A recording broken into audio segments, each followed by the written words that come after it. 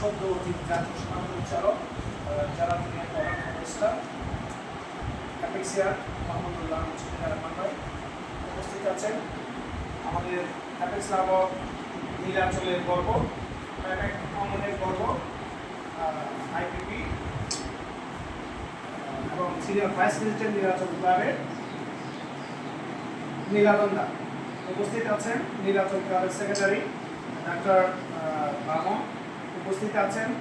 নীলাচল ক্লাবের আইপিপি যিনি গত বছর দুর্দান্ত গতিতে নীলাচল ক্লাবকে নেতৃত্ব দিয়েছেন এবং অ্যাপেক্স অঙ্গনে অনেক পুরস্কার পেয়েছেন।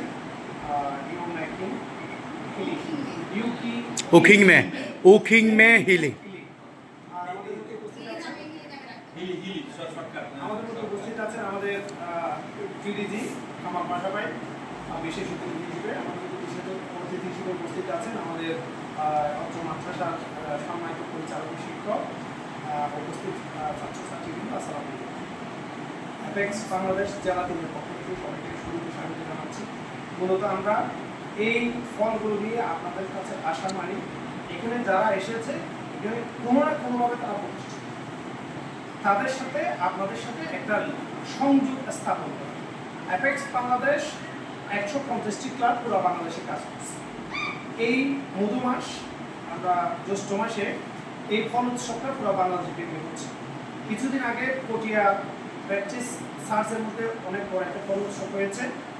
এরপর পুরো দেশের মধ্যে বিভিন্ন ক্লাবগুলো ফল উৎসব করছে, বিদ্যালয়, চার্চে, ত্যাগোটায়, বিভিন্ন ধর্মীয় অনুষ্ঠানে, স্কুলে, মাদ্রাসায়, কলেজে হচ্ছে। এর ধারাবাহিকতায় আজকের নীলাচল ক্লাবের উদ্যোগে এই ফল উৎসব এখানে হচ্ছে। এই ফল উৎসবের আপনাদের সাথে আমাদের যে একটু সান্নিধ্য, একটু যোগাযোগ সেটা দাঁড়াবে।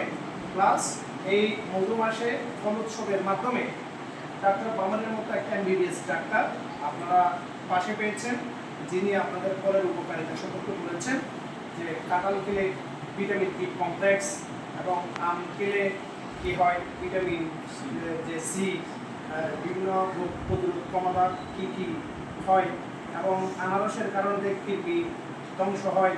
আনারস দেহের সবচেয়ে গুরুত্বপূর্ণ শত্রু হচ্ছে কিডনি। এই কিডনিটা ধ্বংস করার জন্য আনারস খেলে কিন্তু ধ্বংস হয়ে যাবে। এরকম একটা ফল, এইগুলো ফলগুলো পরিচিত করানো, দেশি ফল বেশি বেশি খেলে যে সুস্থ থাকাটা, এই বিষয়গুলো ডাক্তার সাহেব বলেছেন। এই বিষয়গুলো মূলত ইন্ট্রোডিউস করার জন্য আমরা এই ফ্রুট ফেস্টিভ্যালের আয়োজন করেছি। আজকের এই হ্যাপজখানায় আমরা এসে খুবই ধন্য এবং খুবই খুশি যে ছোটো ছোটো বাচ্চাদের সাথে আমরা একটা ওপেন সরাসরি একটা আলোচনার সুযোগ পেয়েছি। ডাক্তার সাহেব বলেছেন আমরা বলবো আপনারা পরিষ্কার পরিচ্ছন্নভাবে চলবেন, লেখাপড়া করবেন, কারণ কোরআনের প্রথম আয়াত কিন্তু আপনারা হাফেজ পড়ার আগে বলতেছেন, আপনারা ভালো জানেন। কোরআনের প্রথম আয়াত বিসমিল্লাহির রহমানির রহিম, ইকরা বিসমি রাব্বুকাল্লাযী খালাক, পড়ো তোমার প্রভুর নামে যিনি তোমাকে কি করেছেন, সৃষ্টি করেছেন। পড়ো মানে ইকরা, কোরআনের প্রথম আয়াত হচ্ছে ইকরা। পৃথিবীর সর্বাধিক পবিত্র পুস্তকের নাম হচ্ছে কোরআন। পৃথিবীর বিজ্ঞানসম্মত যত কিতাব বই আছে এর মধ্যে বিজ্ঞানসম্মত কিতাবের নাম হচ্ছে কোরআন। এই কোরআনের আপনারা হাফেজ হচ্ছেন।